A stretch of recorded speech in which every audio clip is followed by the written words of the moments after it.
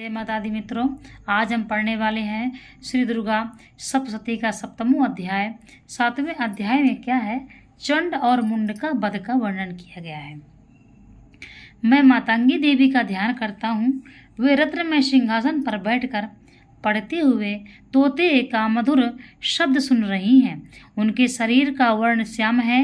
वे अपना एक पैर कमल पर रखे हुए हैं और मस्तक पर अर्धचंद्र धारण करती हैं तथा कहार पुष्पों की माला धारण किए बीड़ा बजाती हैं।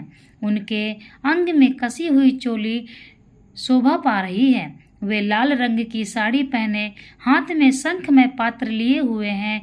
उनके बदन पर मधु का हल्का हल्का प्रभाव जान पड़ता है और ललाट में बेंदी शोभा दे रही है। ऋषि कहते हैं, तदंतर शुंभ की आज्ञा पाकर वे चंड मुंड आदि दैत्य चतुर्गड़ी सेना के साथ अस्त्र शस्त्रों से सुसज्जित हो चल दिए।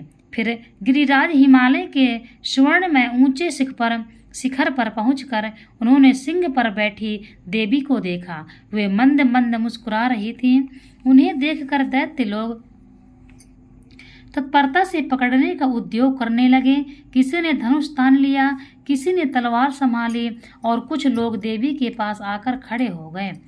अब तब अंबिका ने उन शत्रुओं के प्रति बड़ा क्रोध किया।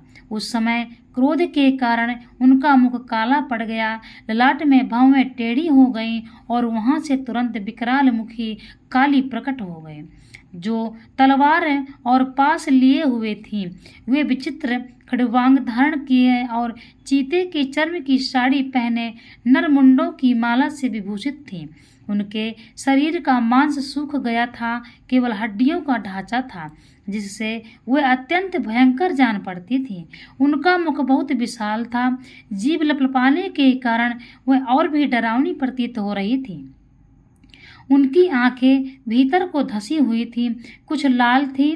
वे अपनी भयंकर गर्जना से संपूर्ण दिशाओं को गूंजा रही थीं।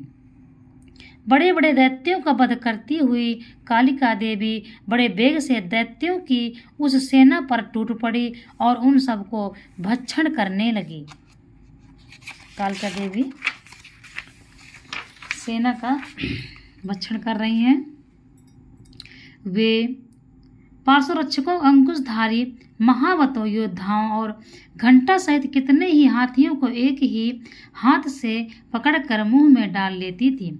इसी प्रकार घोड़े, रथ और सारथी के साथ रथी सैनिकों को मुंह में डालकर वे उन्हें बड़े भयानक रूप से चबा डालती थी।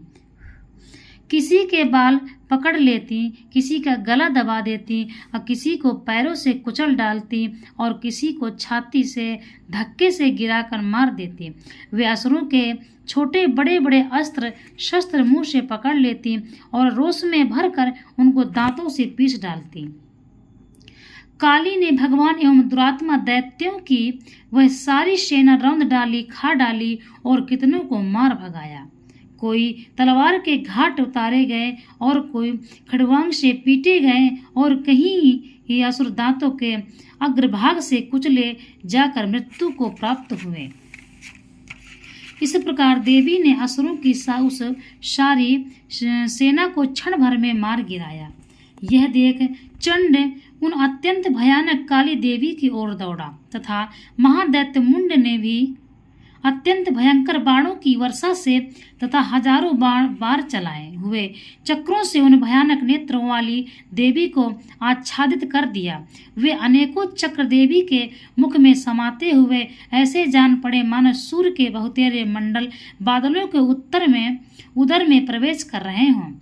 तब भयंकर गर्जना करने वाली काली ने अत्यंत रोष में भरकर विकट अट्टहास किया। उस समय उन्हें विकराल वदन के भीतर कठिनता से देखे जा सकने वाले दांतों की प्रभा से वे अत्यंत उज्ज्वल दिखाई देती थी।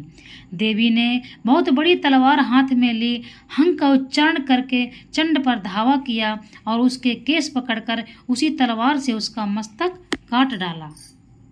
चंड का वध काली देवी ने कर दिया।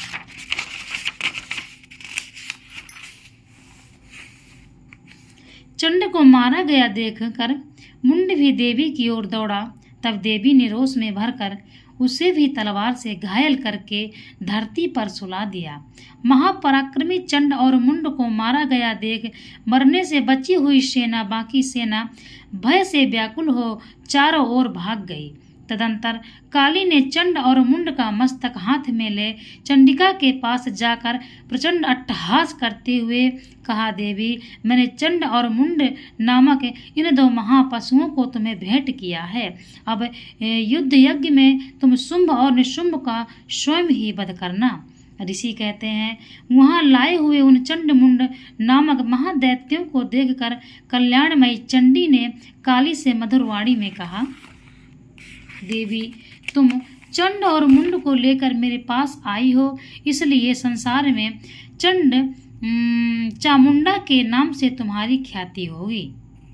इस प्रकार श्री मार्कंडेय पुराण सावर्णिक मनवंतर की कथा के अंतर्गत देवी महात्म्य में चंड मुंड वध नामक 7वां अध्याय पूरा हुआ। बोली दुर्गा मैया की जय।